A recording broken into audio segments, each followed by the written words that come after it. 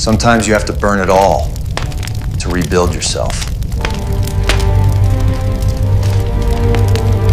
The champagne flute felt heavier than it should have in my hand as I watched Elena work the room like the predator she'd always been. Her laugh, that crystalline sound that used to make my chest tight with affection, now cut through the air like breaking glass. She'd positioned herself perfectly under the chandelier in our dining room, the light catching the diamond earrings I'd bought her for our 5th anniversary, back when I still believed in us. Everyone, everyone! Elena's voice rose above the chatter of Ashwood's finest social climbers. The marketing executives, the country club crowd, the perfectly coiffed wives who measured their worth in square footage and designer handbags. I want to thank you all for celebrating my promotion with me tonight. Applause rippled through the room. I took a sip of champagne and waited. I knew Elena well enough to recognize the setup in her posture, the way she tilted her head just so when she was about to deliver what she thought was an ending blow. And of course, she continued, her smile sharp as a blade, I have to introduce you to my husband, Lucas. Her eyes found mine across the room, and I saw the calculation there. This is my ex-husband, well, soon to be ex. No degree, no real future, just freeloads off my money. The laughter that followed wasn't cruel exactly. It was worse. It was pitying. These people looked at me like I was a stray dog Elena had been too kind to put down. I recognized the expressions. There goes poor Elena, stuck with dead weight. Lucas who builds kitchen cabinets while she conquers the corporate world. I raised my glass higher and the room quieted. Cheers, I said, my voice carrying that deadpan delivery that had gotten me through 12 years of marriage to a woman who collected people like trophies. This is the last time any of you will see me. The silence stretched just long enough to get uncomfortable before I turned and walked toward the door. Behind me, nervous laughter bubbled up, and I heard Elena's voice, bright and brittle. Don't mind him, he's always been dramatic. I paused at the coat closet, not to grab my jacket, but because Monica, Elena's best friend and the HR chief at Whitmore & Associates, had sidled up to Elena with that conspiratorial lean that meant fresh gossip. He'll be out of your hair soon, Monica whispered, but her voice carried in the sudden lull of conversation. Miles is ready to make it official. Miles, Elena's boss. The CEO with the silver temples and the kind of confidence that came from never having to check his bank balance. I'd suspected for months, but hearing it confirmed felt like swallowing broken glass. I stepped outside into the October air, my breath visible in small puffs. The irony wasn't lost on me. Elena thought she was discarding me like an old piece of furniture. But furniture could be repurposed, refinished, made into something entirely new, something dangerous. 3 days later, I was in my workshop in the basement, running my fingers along the grain of a piece of cherry wood, when I found Elena's burner phone. It wasn't an accident. I'd been watching, learning, cataloging the small changes in her routine, the way she'd started taking her purse to the bathroom, the mysterious calls she'd take in the garden, the second phone charger that appeared in her car. Elena had always been sloppy when she thought she was being clever. The phone was tucked inside an old toolbox she'd assumed I never opened, the one that held her grandmother's jewelry, the pieces she'd inherited but never wore because they weren't expensive enough for her new crowd. The messages painted a picture uglier than I'd imagined. Miles. Can't wait to have you all to myself. The penthouse feels empty without you. Elena. Soon. Lucas is too stupid to fight the divorce. We can start trying for a baby as soon as the papers are signed. Miles. Good. I want to erase every trace of him from your life. I scrolled back further, my jaw tightening with each exchange. They'd been planning this for 8 months. 8 months of Elena coming home to me, kissing my cheek, asking about my day, all while orchestrating my complete humiliation. But it was the final thread of messages that made my hands shake. Elena. Lost the baby. Doctor says it was just one of those things. Miles. Probably for the best. We can try again when you're not stressed about the divorce. Get over it and focus on what matters. Elena. You're right. Lucas would have been a terrible father anyway. I'd held Elena while she cried about that miscarriage. I'd taken 2 weeks off work to take care of her, brought her soup, rubbed her back when the grief hit her in waves. And all the while, she'd been mourning another man's child while letting me comfort her. The phone slipped from my hands and clattered onto the workbench. I stared at it for a long moment, then picked up a hammer and brought it down hard. The screen splintered, plastic fragments scattering across the scarred wood surface. but destroying the phone wouldn't erase what I'd learned. Elena wanted to discard me? Fine, but she'd forgotten something crucial about renovation work. Sometimes you had to tear everything down to the studs before you could build something new. Elena came home that evening with Thai takeout and a smile that looked practiced in the mirror. "I thought we could talk," she said, setting the bags on the kitchen island I'd built with my own hands. "About us, about making this work." I looked at her, really looked, and tried to find some trace of the woman I'd married. She was beautiful, I'd give her that. Glossy black hair, sharp cheekbones, the kind of figure that turned heads at the country club. But there was something hollow behind her eyes now, like looking into the windows of an abandoned house. "Talk about what exactly?" I asked, opening a beer. "About how you've been being with your boss for 8 months, about how you lost his baby and let me comfort you? Or should we discuss the part where you called me a freeloader in front of half the town?" Her face went white, then flushed red. "How did you—" "Does it matter?" I took a long pull of beer. "The question is, what exactly are you hoping to accomplish here? You want me to beg? Fight for you? Make this messier than it has to be?" Elena's composure cracked, and for a moment I saw something real underneath. Panic. "Lucas, please, I made a mistake. Miles doesn't mean anything. It was just stress and the promotion and—" "Stop." I set the beer down harder than necessary. "You don't get to do this. You don't get to humiliate me in public, plan my replacement, and then crawl back when it's convenient. But we could— not even if you were the last woman in Ashwood." The words hit her like a physical blow. Elena's mouth opened, closed, opened again. Then the tears came, big, dramatic sobs that might have moved me a year ago. Now they just seemed like another performance. "You'll regret this," she said when the crying didn't work. "You'll never find anyone else.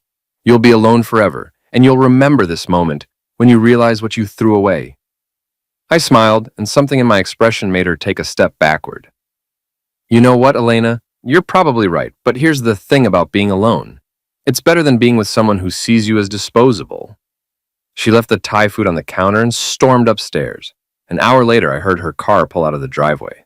Off to Miles' penthouse, no doubt, to cry on his shoulder about her unreasonable husband. I waited until midnight, then went upstairs to Elena's home office. She'd spent 3 years and $15,000 turning the spare bedroom into her personal shrine to success. Awards lined the walls. Her MBA diploma hung in a custom frame. Photo after photo showed Elena shaking hands with clients, cutting ribbons, accepting accolades. It was her favorite room in the house, the place she went to remind herself how important she was. I pulled a book of matches from my pocket and struck one, watching the flame dance in the darkness. "Time to clean house," I murmured. The fire started small, just Elena's diploma curling at the edges, the expensive frame warping in the heat. But it spread quickly, hungrily devouring years of carefully curated success. The awards melted. The photographs blackened and twisted. The custom desk I'd built for our second anniversary, back when I still believed I was building something permanent, crackled and split as the flames consumed it. I stood in the doorway and watched it burn, thinking about renovation. Sometimes you had to destroy something completely before you could create something better in its place.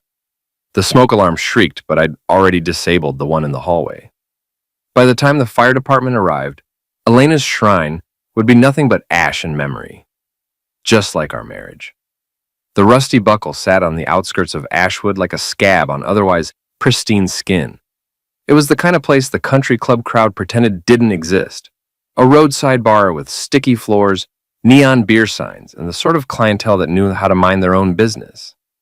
Grace Kellerman had been tending bar there for 15 years, and in that time, she'd accumulated enough secrets to topple half the town's power structure. She was sharp-tongued, silver-haired, and had the kind of eyes that missed nothing. "Well, well," she said as I slid onto a bar stool, "if it isn't Lucas Moreau, heard you had some excitement at your place last night." Word traveled fast in a town like Ashwood. I ordered a whiskey and waited for Grace to pour before answering. "Electrical fire. These old houses, you know how it is." "Uh-huh." Grace's smile was knowing. Shame it was Elena's office that got hit. All those awards gone up in smoke. Tragic, I agreed. Of course, Elena's been spending a lot of time away from home lately. Might not even notice what she's lost. I met Grace's eyes in the mirror behind the bar. Is that so? Oh, honey, everyone knows about her and Miles Remington. Been carrying on like teenagers for months. She brings him to that fancy restaurant over in Millbrook, thinking nobody from Ashwood will see them. Grace leaned closer.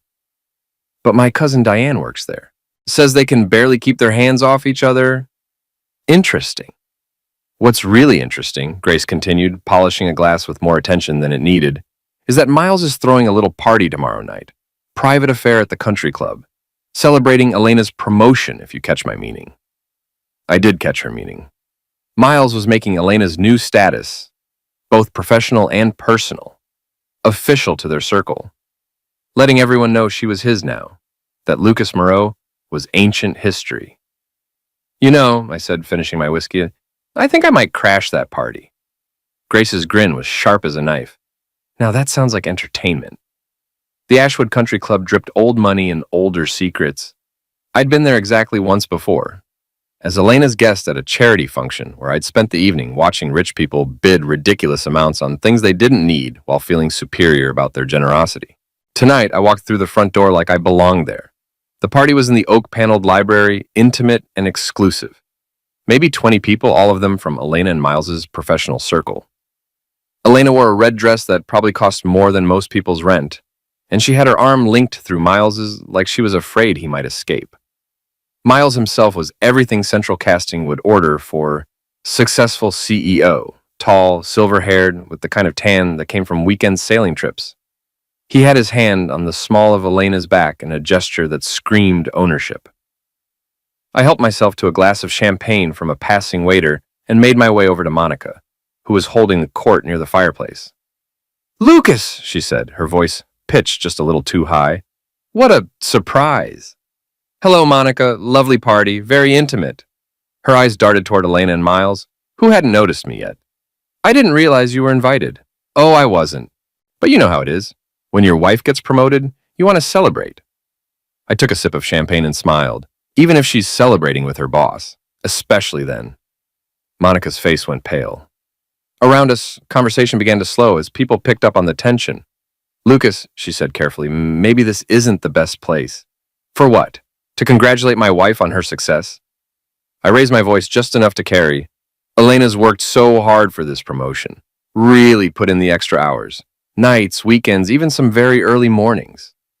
Now I had the room's attention. Elena had finally spotted me, and her face was a mask of barely controlled panic. Miles looked like he was deciding whether to have me thrown out or try to brazen it out. I decided to help him make the choice. "Miles," I called out, raising my glass in his direction, "congratulations on your new acquisition. I'm sure you'll take very good care of her." The silence in the room was deafening. Elena's face had gone from pale to crimson, and Miles looked like he'd swallowed something unpleasant. "I think," Miles said, his voice tight with control, "there's been a misunderstanding." "Has there?" I wandered closer, noting how Elena seemed to shrink into herself. "I don't think so. I think everyone here knows exactly what's going on. The question is whether they're going to pretend otherwise." Margaret Whitmore, the company founder's widow and the closest thing Ashwood had to royalty, stepped forward. She was 85, sharp as a tack, and had never liked Elena. "Young man," she said, her voice carrying the authority of old money and older power. "Perhaps you'd care to elaborate?"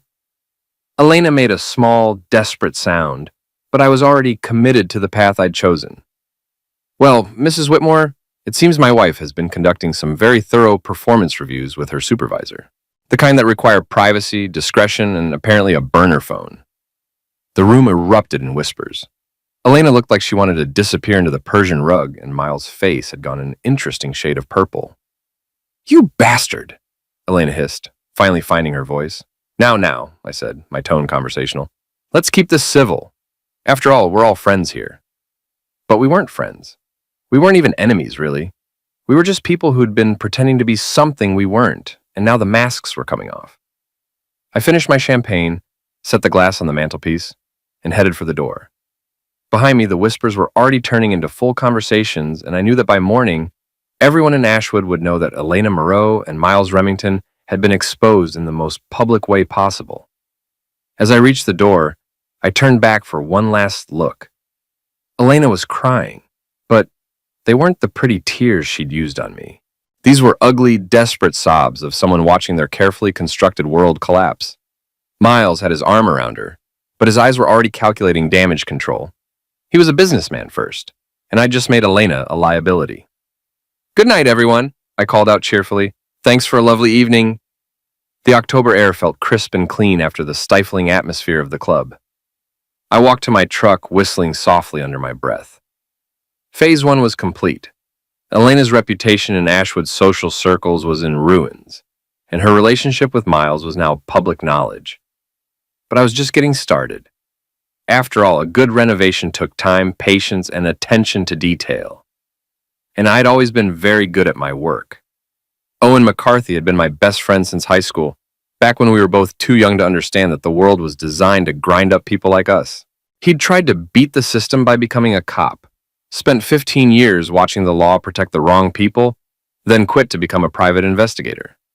Now he specialized in what he called gray area work, the kind of investigations that lived in the spaces between legal and illegal, ethical and necessary. "You've got balls, I'll give you that," he said, sliding into the booth across from me at the Rusty Buckle. "The whole town's talking about last night?" "Good," I said. "Let them talk." Owen signaled Grace for a beer, then leaned back and studied me with cop eyes. "This isn't like you, Lucas.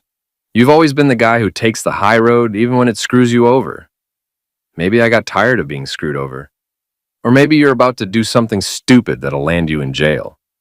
Owen's beer arrived, and he took a long pull. "Talk to me. What's the end game here?" I'd been asking myself the same question. What did I want? Elena gone?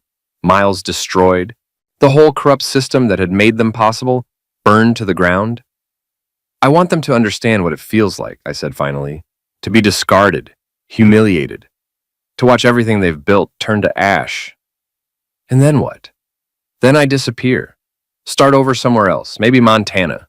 Build houses for people who pay their bills and don't think they're better than everyone else." Owen nodded slowly. "Okay, but if you're going to do this, do it right.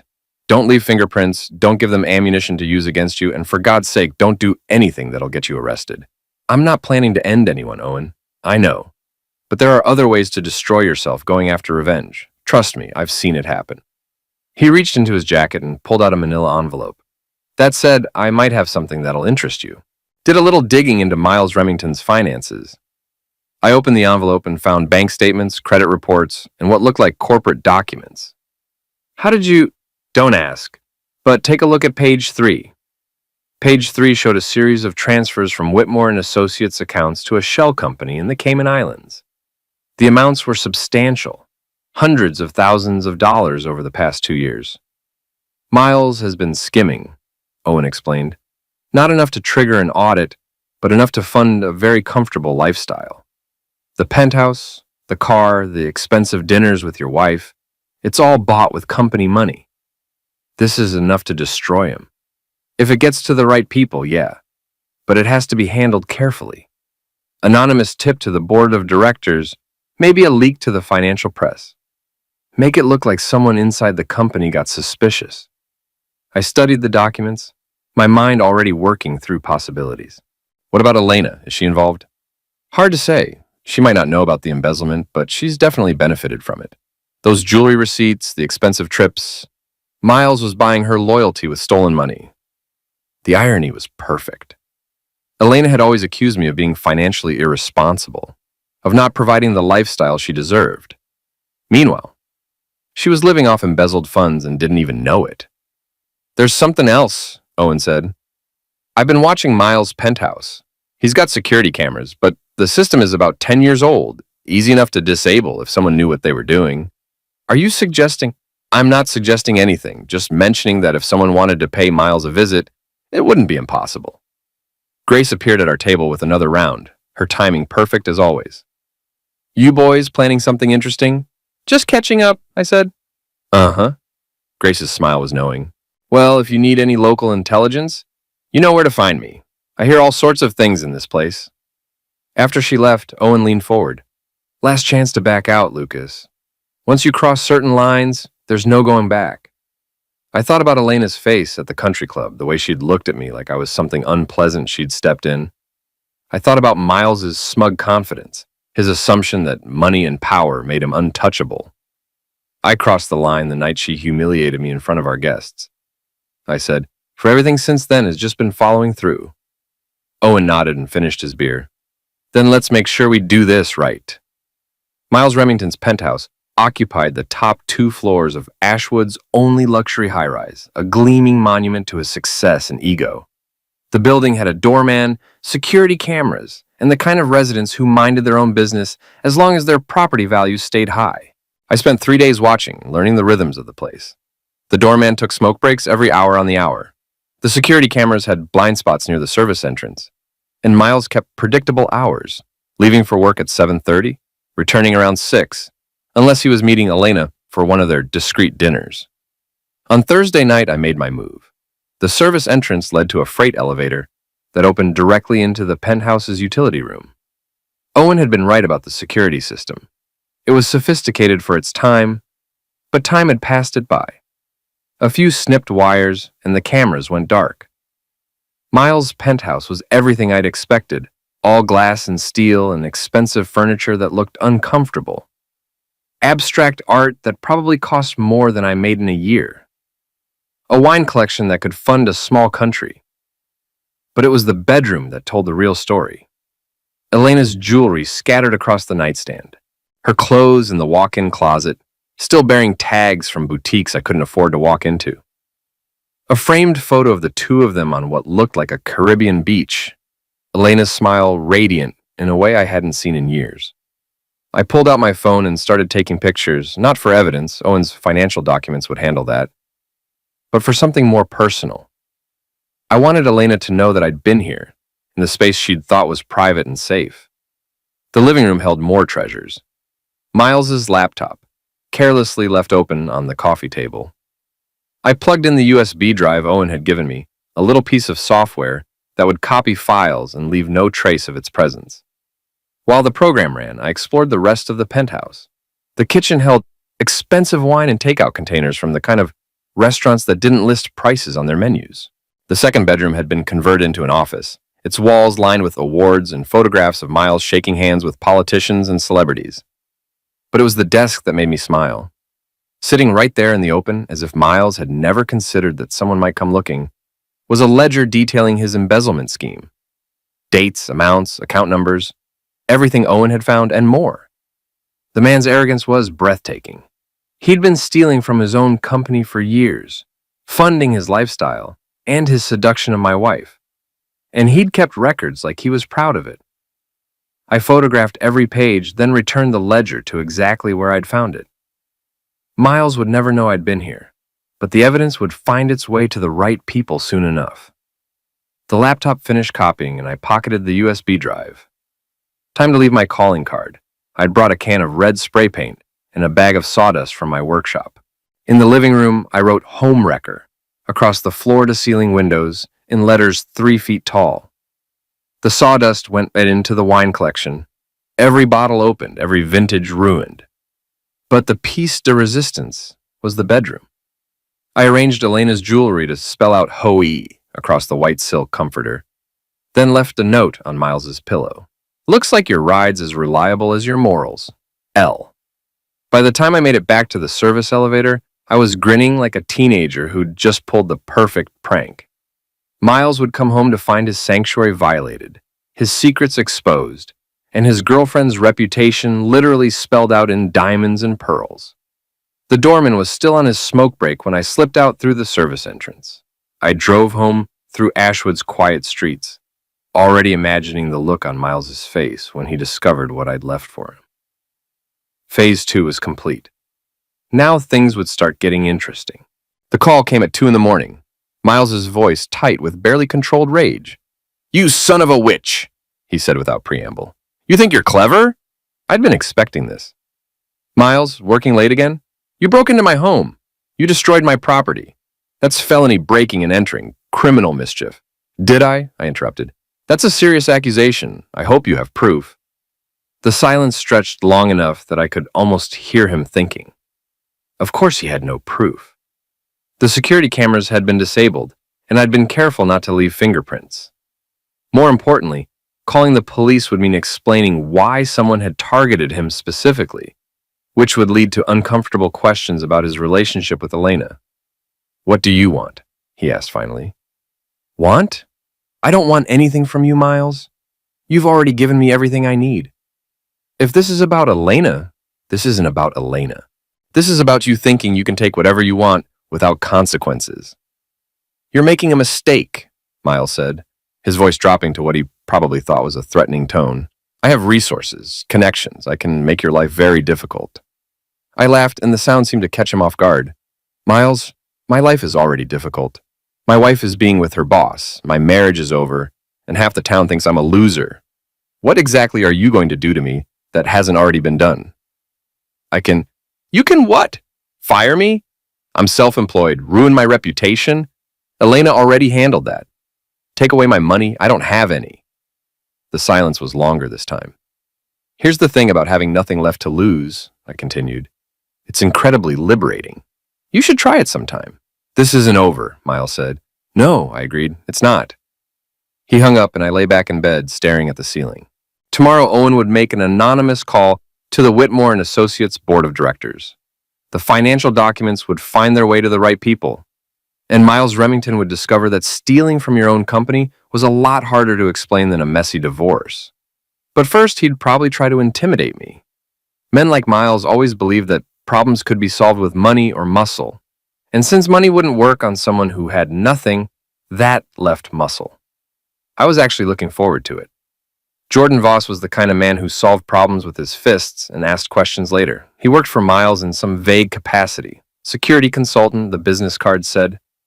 But everyone knew what that really meant. He was muscle, pure and simple. The sort of guy who made uncomfortable conversations go away. He showed up at my house on Friday night, just after 11.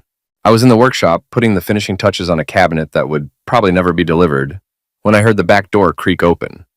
Most people would have panicked, called the police, grabbed a tool, barricaded themselves in a room. But I'd been expecting this visit, and I'd prepared accordingly. The workshop had always been my sanctuary, the place where I could create something beautiful from raw materials. But it was also full of tools that could double as tools, and I knew every inch of the space in the dark. Jordan made it halfway down the basement stairs before he triggered the first trap. The tripwire was nearly invisible, stretched across the 7th step and connected to a bucket of wood stain balanced on a shelf. When Jordan's foot caught it, 20 pounds of dark liquid came crashing down, soaking him from head to toe. "What the?" He never finished the sentence. The second trap was a modified nail tool, rigged to fire when someone stepped on a pressure plate at the bottom of the stairs. The nail caught Jordan in the thigh, not deep enough to cause permanent damage, but painful enough to drop him to one knee. I stepped out of the shadows, a cordless drill in one hand and a crowbar in the other. "Evening, Jordan. Miles send you?" Jordan was a big man, probably 6'4", and built like a linebacker, but the nail in his leg had taken some of the fight out of him. He looked up at me with a mixture of pain and confusion. "You're absolutely crazy," he said. "Maybe. But I'm crazy with a workshop full of power tools, and you're hurt on my floor." I hefted the drill, its motor whining as I pulled the trigger. "Want to tell me why you're here? Miles wants you to back off. Stop harassing him. Stop bothering Elena. Walk away, and nobody gets hurt." "Interesting definition of nobody gets hurt," I said, nodding toward his wounded leg. "But I appreciate the message. Here's mine for Miles. Next time, send someone who can spell intimidation." Jordan tried to stand, winced, and sat back down. "You can't keep this up. Miles has resources." "Miles has problems," I interrupted. "Big ones. The kind that make vindictive ex-husbands seem pretty minor by comparison." I could see the confusion in Jordan's eyes. He was muscle, not brains, and he had no idea what I was talking about, which meant Miles hadn't told him about the embezzlement, the financial records, or the anonymous tip that was probably being reviewed by the board of directors at that very moment. "Get out of my house," I said, "and tell Miles that if he sends anyone else, I won't be so gentle." Jordan limped up the stairs, leaving a trail of dark streaks and wood stain. I heard the back door slam, then the sound of a car engine starting. I cleaned up the mess, reset the traps, and went upstairs to pour myself a drink. Tomorrow, Miles would realize that intimidation wasn't going to work. He'd have to try something else, or risk having his carefully constructed world collapse around him. Either way, I was ready. Grace was polishing glasses when I walked into the Rusty Buckle the next evening, but her smile told me she'd been expecting me. Well, well, she said, setting down the glass. Heard you had some excitement last night. News travels fast. Jordan Voss isn't exactly subtle. Came in here around midnight, hurt and furious, demanding to know who the heck you really are. Grace's grin was sharp. I told him you were just a carpenter who didn't like uninvited guests. I ordered a whiskey and waited for the rest of the story. But here's the interesting part, Grace continued, leaning across the bar. Elena came in about an hour later, looking like she'd been crying. Ordered 3 shots of tequila and started talking about how everything was falling apart. What did she say? Oh, honey, she said a lot of things. How Miles was acting paranoid, how he'd gotten some kind of phone call that had him spooked, how she was starting to think maybe she'd made a mistake. The anonymous tip had reached its target then. Owen's contact on the board of directors had probably called an emergency meeting, and Miles was scrambling to explain why company funds had been flowing into his personal accounts. She asked about you, Grace added. Wanted to know if you'd been in here. What you were planning. I told her that wasn't my business to share. Appreciate that. Of course, I might have mentioned that you seemed different lately. More focused, like a man with a purpose. Grace poured herself a shot of whiskey and raised it in a mock toast. To purpose! We drank, and I felt the liquor burn away some of the tension I'd been carrying. Elena was starting to crack. Miles was under investigation, and Jordan's failed intimidation attempt had probably made things worse for everyone involved. There's something else, Grace said, her voice dropping to a conspiratorial whisper. My cousin Diane, the one who works at that fancy restaurant in Millbrook? She says Miles and Elena had dinner there last night, and it didn't go well. Define didn't go well. Shouting match in the parking lot. Elena accused Miles of dragging her down with him, said she was tired of being his dirty little secret. Miles told her she was lucky he'd given her the time of day. So the cracks were showing. Miles was under pressure from the board investigation, and Elena was realizing that her meal ticket might not be as reliable as she'd thought. They deserve each other, I said. Maybe, but deserving something and getting it are 2 different things. Grace refilled my glass without being asked. Word is Elena's been calling around, trying to find another job. Seems like Whitmore and Associates might not be the stable career move she thought it was. That was interesting. If Elena was job hunting, it meant she knew about the investigation, or at least suspected that Miles's position was in jeopardy. She was already planning her exit strategy, ready to abandon him the same way she'd abandoned me. You know what the really funny part is? Grace continued. She asked Margaret Whitmore for a reference. Can you imagine? After what happened at the country club, Elena thought the old lady would help her find another job. What did Mrs. Whitmore say? Grace's laugh was sharp as broken glass. She said Elena had shown remarkable initiative in her personal relationships, and that any employer would be lucky to have someone so dedicated. The insult was perfectly crafted, polite enough to avoid a lawsuit, but cutting enough to destroy Elena's chances at any respectable firm. Margaret Whitmore had been playing these games since before Elena was born. I finished my drink and left money on the bar. Thanks for the information, Grace. Any time, honey. This is better than cable TV. As I walked to my truck, I felt something I hadn't experienced in months. Satisfaction. Elena and Miles were turning on each other, their alliance cracking under pressure. Soon they'd be too busy saving themselves to worry about revenge against me. But I wasn't done with them yet. Not even close. The lakeside cabin had belonged to my grandfather, a place where he'd gone to fish and drink and escape the disappointments of ordinary life. I'd inherited it along with his tools and his cynical view of human nature, and over the years, it had become my retreat from Elena's social climbing and endless ambition. She'd always hated the cabin, called it a shack that smelled like fish and old wood, too rustic for her tastes, too far from the restaurants and boutiques that defined her idea of civilization, which made it the perfect place for what I had planned. I spent Saturday morning preparing the cabin, checking the generator, stocking the refrigerator, making sure everything was ready for guests. Then I sent 3 text messages from different burner phones. To Elena, we need to talk. Cabin, tonight, 8 p.m., come alone, L. To Miles. I have something that belongs to you. Cabin, tonight, 8 p.m. Bring Elena, a friend, and to Monica. Elena needs your help. Emergency at the cabin. Tonight, 8 p.m. Don't call first. E. 3 different messages, 3 different tones, but all designed to accomplish the same thing. Get all the major players to the same place at the same time. No more private conversations, no more careful maneuvering. Time for everything to come out in the open. Owen arrived at 7:30 carrying a duffel bag and wearing the kind of expression that meant he thought I'd finally lost my mind. "This is insane," he said, setting the bag on the kitchen table. "You're going to get yourself ended or arrested or both. Maybe, but I'm tired of playing defense." Owen opened the bag, revealing a collection of surveillance equipment, cameras, microphones, recording devices. "If we're doing this, we're doing it right. Everything gets recorded, everything gets documented. When this goes sideways, I want evidence that you didn't start the violence. Assuming there is violence. Lucas, you've lured 3 people who hate you to an isolated cabin in the woods.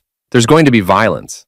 He was probably right. Elena would be desperate, Miles would be cornered, and Monica would be looking for someone to blame for the mess her friend had created. Put them all in the same room with the man who'd orchestrated their downfall, and things would get ugly fast. But that was exactly what I wanted. No more whispered conversations, no more careful social maneuvering. Just raw, honest emotion and the consequences that came with it. Owen finished setting up the equipment and checked his watch. "They'll start arriving soon. Last chance to call this off." "Not a chance." "Then, at least tell me you have an exit strategy." I smiled and pulled back the curtain, revealing the lake beyond. A small motorboat bobbed at the dock, its engine recently serviced and ready to go. "Always have a backup plan," I said. Owen shook his head but didn't argue. He knew me well enough to recognize when my mind was made up. And despite his concerns, I could see the anticipation in his eyes. He wanted to see how this played out almost as much as I did. At 8 o'clock exactly, headlights swept across the cabin's windows. The first guests had arrived. Elena came alone, which surprised me. I'd expected her to bring backup, or at least to coordinate with Miles, but she walked up the gravel path by herself, her heels clicking against the stones, her face pale in the porch light. She was still beautiful. That hadn't changed. But there was something desperate in her posture now, a brittleness that hadn't been there during our marriage. Success had always been Elena's favorite obsession, and withdrawal was making her dangerous. "Lucas," she said when I opened the door, "we need to talk. That's why you're here." She stepped inside, her eyes taking in the cabin's rustic interior with the same distaste she'd always shown. "This place hasn't changed. Neither have you. Still judging everything by whether it meets your standards." Elena's jaw tightened. "I didn't come here to fight." "No? Then why did you come?" She moved to the window, staring out at the dark lake. "Because everything is falling apart, and I think you're the only one who can stop it." "Interesting theory. What makes you think I'd want to stop it?" "Because despite everything, you're not cruel. You're angry, and you have every right to be. But you're not the kind of man who destroys people for sport." I almost laughed. Elena still saw me as the same passive, accommodating husband she'd married. She had no idea how much I'd changed, how much her betrayal had burned away everything soft and forgiving in my nature. "You might be surprised," I said. Before Elena could respond, more headlights swept across the windows. Miles' BMW pulled up behind Elena's car, and I could see 2 figures in the front seat. "You didn't come alone?" I observed. Elena's face went white. "I didn't know he was coming." "But you're not surprised. Miles has been paranoid lately. He's convinced you're trying to destroy him." "Smart man." The front door opened without a knock, and Miles walked in like he owned the place. He was followed by Monica, who looked confused and slightly annoyed. "What the heck is this?" Miles demanded, his eyes moving from Elena to me and back again. "A conversation," I said. "Long overdue." Monica stepped forward, her confusion turning to anger. "Elena, your text said there was an emergency. What's going on?" "I didn't send any text," Elena said quietly. The pieces were falling into place, and I could see understanding dawn on their faces. They'd all been played, manipulated into coming here by someone who'd studied their weaknesses and exploited them perfectly. "You," Miles said. his voice tight with rage. You set this up. Guilty as charged. Miles took a step toward me, his hands clenched into fists, but Elena grabbed his arm. Don't, she said. That's what he wants. She was right, but not for the reason she thought. I didn't want violence. I wanted truth. And sometimes the only way to get truth was to strip away all the polite pretenses and force people to show who they really were. Sit down, I said, gesturing to the cabin's small living area. All of you, it's time we had an honest conversation. I'm not sitting anywhere, Miles said. I'm calling the police. He pulled out his phone, then stared at the screen with frustration. No signal. Cell tower's been down all week, I lied smoothly. Storm damage. But don't worry, we won't need outside help for this. Monica was looking around the cabin with growing unease. This is insane. Elena, we're leaving. No, Elena said, surprising everyone. Lucas is right. We need to talk. She moved to the couch and sat down, her posture rigid but determined. After a moment, Monica joined her, leaving Miles standing alone by the door. What do you want? Miles asked. I want you to admit what you've done, all of it. The affair, the embezzlement, the lies. I want it on record. Miles' laugh was harsh. You're delusional if you think. The board of directors received some interesting documents yesterday, I interrupted. Bank records, transfer receipts, a very detailed ledger of your creative accounting practices. They've called a special meeting for Monday morning. The color drained from Miles's face. You can't prove anything, can I? I pulled out my phone and scrolled through the photos I'd taken in his penthouse. Nice handwriting, by the way. Very thorough record-keeping for someone who claims innocence. Elena was staring at Miles with growing horror. What is he talking about? What embezzlement? Nothing, Miles said quickly. He's lying. $2.3 million over 18 months, I said, showing Elena the photos. Funneled through shell companies, used to fund a lifestyle your salary couldn't support. The penthouse, the cars, the expensive dinners, all bought with stolen money. That's not possible, Elena whispered. The jewelry he bought you? Company funds? The Caribbean vacation? Company funds. Heck, even the champagne at your promotion party was paid for with money he stole from his own employer. Elena stood up slowly, her face a mask of betrayal and rage. You used me, she said to Miles. You bought me with stolen money. Elena, let me explain. Explain what? How you turned me into an accessory to embezzlement? How you made me complicit in your crimes? You didn't know, Monica said quickly. Nobody could prove you knew. Could they prove she didn't know? I asked. When the FBI starts investigating, when they freeze all the accounts and trace every transaction, do you think they'll believe Elena had no idea where the money was coming from? The question hung in the air like smoke. Elena sank back onto the couch, her face pale with understanding. She wasn't just Miles' mistress. She was potentially his accomplice, whether she'd known it or not. You bastard, she whispered, but I wasn't sure if she was talking to Miles or me. There's more, I said, pulling out another phone. Would you like to hear the recording of you and Miles discussing how to frame me for domestic misuse? Or should we skip straight to the part where you laughed about my pathetic attempts to save our marriage? Elena's eyes widened. How did you... Bugs are surprisingly easy to plant when you know someone's routine. You and Miles aren't as careful as you think. I pressed play, and Elena's voice filled the cabin. Lucas is so stupid. He'll probably represent himself in court. We can say whatever we want, and who's going to believe him over us? Miles' response was equally highly damaging. Domestic misuse allegations will destroy his credibility. Even if the charges don't stick, the accusation will follow him forever. Elena's face crumpled as she heard her own words played back. You didn't mean to get caught, I corrected. There's a difference. Monica was staring at her friend with horror. Elena, how could you even consider... Shut up, Monica, Miles snapped. You don't understand the situation. I understand enough, Monica shot back. I understand that you've been stealing from the company I work for, and that Elena was planning to file false charges against her husband. The alliance was cracking, just as I'd hoped. Faced with evidence of their crimes, they were turning on each other, looking for someone to blame. None of this matters, Miles said, trying to regain control. You can't use illegally obtained evidence in court. Who said anything about court? I asked. I was thinking more along the lines of social media. YouTube, Facebook, Instagram. Amazing how fast information spreads these days. Miles went very still. You wouldn't dare, wouldn't I? You've already destroyed my reputation in this town. What do I have to lose by returning the favor? The truth was, I had no intention of posting anything online, but Miles didn't know that, and the threat was enough to make him sweat. What do you want? He asked again, his voice strained. I want a confession. All of it. The embezzlement, the affair, the plan to frame me. I want it recorded, signed, and witnessed. And if we refuse? I shrugged. Then Monica goes back to Whitmore and Associates and tells the board everything she's heard tonight.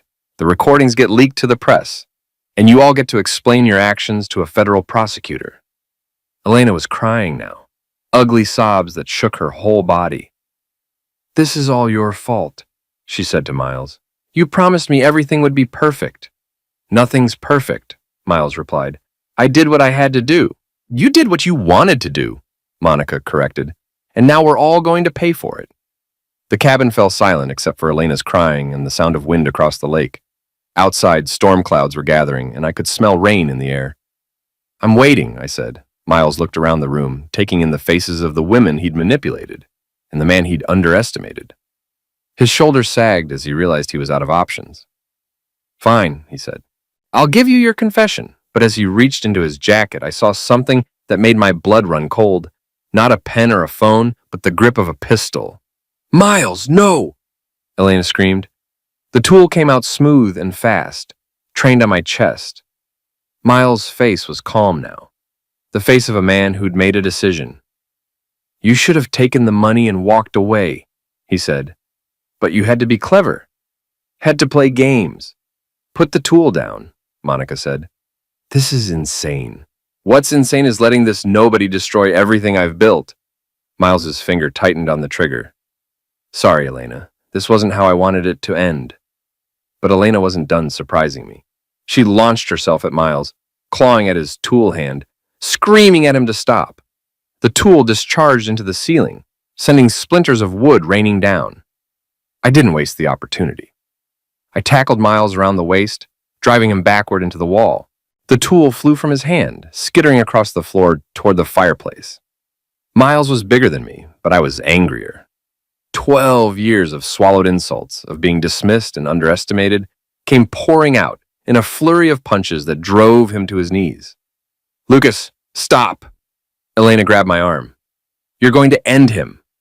I looked down at Miles, injured and dazed, and felt something cold settle in my chest. Maybe I should. No, Elena said firmly. That's not who you are. She was right. I wasn't a butcher, despite everything they'd done to me. But I was something else now, something harder and more dangerous than the man they'd married and manipulated. I grabbed Miles by the collar and dragged him to his feet. You're going to write that confession, I said. All of it. And then you're going to disappear from Ashwood and never come back. Miles nodded, dark streaks streaming from his nose. Okay, I'll do whatever you want. But as I turned to find paper and pen, I heard Elena's voice, cold and calculating. Actually, I have a better idea. I spun around to find her holding Miles's tool, pointing it not at him but at me. Elena, Monica breathed. What are you doing? What I should have done months ago, Elena replied. Taking control of my own life. The woman I'd married was gone, replaced by someone harder and more desperate. Someone who'd realized that all her careful plans were crumbling and was ready to do whatever it took to save herself. You think you're so clever, she said to me. But you made one mistake. You assumed I was just Miles's victim, that I didn't know what was happening. You knew about the embezzlement? Elena's smile was sharp as a knife. Whose idea do you think it was? The revelation hit like a physical blow. Elena hadn't been seduced by Miles. She'd been the architect of the whole scheme. The affair, the stolen money, the plan to frame me, all of it had been her idea. You played us both, Miles said, understanding dawning on his battered face. I played everyone, Elena corrected. Lucas with his pathetic devotion, Miles with his ego and his money, even Monica with her desperate need to be needed. Monica was backing toward the door, her face pale with shock. I didn't know. Of course you didn't know, Elena said. You were too busy gossiping and feeling superior to see what was really happening. The tool never wavered from my chest. Elena's hand was steady, her voice calm. She'd found her center again, the cold calculation that had always been at her comet. Here's what's going to happen, she continued. Miles is going to take the blame for everything. The embezzlement, the affair, all of it. He's going to confess to ending Lucas in a jealous rage. Then he's going to put that tool to his own head. Elena, no, Miles whispered. And I'm going to be the grieving widow who barely escaped with her life, the victim of two men who destroyed each other over their obsession with me. It was brilliant, in a sociopathic way. Elena would emerge from the wreckage as the sole survivor, the innocent woman caught between two dangerous men. She'd probably even get sympathy from the community, poor Elena, who'd tried so hard to make her marriage work. There's just one problem, I said. What's that? I smiled, and something in my expression made her take a step back. You're not the only one who's been recording tonight. Elena's eyes widened as she noticed the small cameras Owen had hidden around the cabin, the microphones that had captured every word of her confession. Smile for the audience, I said. They won't be your friends much longer. The tool trembled in Elena's hand. You're bluffing, am I? The sound of sirens in the distance answered her question. Owen had been monitoring everything from his car, and when the tool came out, he'd called for backup. Elena's face went through a series of expressions, shock, rage, and finally resignation. The mask she'd worn for so long finally slipped away, revealing the cold, calculating woman underneath. You always were smarter than you looked, she said, and you were always exactly as heartless as I feared. The sirens were getting closer. Elena looked at the tool in her hand, then at the faces surrounding her, Milton, badly hurt and broken, Monica, horrified and betrayed, me, standing calm and unafraid. This isn't over, she said. Yes, I replied. It is. Elena raised the tool, but not toward me. For a moment, I thought she might actually pull the trigger on herself, take the final exit on her own terms. Instead, she threw the tool into the fireplace and sank onto the couch, her face a mask of defeat. I want a lawyer, she said. The cabin door burst open and Owen led a team of state police inside. The next few hours were a blur of statements, evidence collection, and arrests. Elena and Miles were led away in handcuffs, while Monica was questioned as a potential witness. By dawn, it was over. The woman who'd humiliated me, the man who'd stolen her away, and the system that had protected them. All of it was finally exposed to the light. I stood on the cabin's porch, watching the sun rise over the lake, and felt something I hadn't experienced in years, peace. Not happiness exactly, but the quiet satisfaction of a job well done. Owen joined me, 2 cups of coffee in his hands. So what now? Now I disappear, I said. New town, new name, new life. Any regrets? I thought about Elena's face when she realized her plan had failed, about Miles hurt and broken on the cabin floor, about the empire of lies they'd built together crashing down around them. Just one, I said. What's that? I smiled and raised my coffee cup in a mock toast. I should have done this sooner. The sun climbed higher, burning away the last shadows of the night. In a few hours, all of Ashwood would know the truth about Elena Moreau and Miles Remington. The gossips would have enough material to last for years. But I wouldn't be there to see it. I'd already packed my truck, already chosen my destination, Montana maybe, or Colorado. Somewhere with mountains and clean air and people who judged you by your work, not your bank account. Elena had been right about one thing. I'd never find anyone else in Ashwood. But Ashwood was a small place, and the world was full of possibilities. I finished my coffee, walked to my truck, and drove away without looking back. In the rearview mirror, I could see smoke rising from the cabin's chimney, carrying the ashes of my old life up into the morning sky. The last toast in Ashwood was finally over.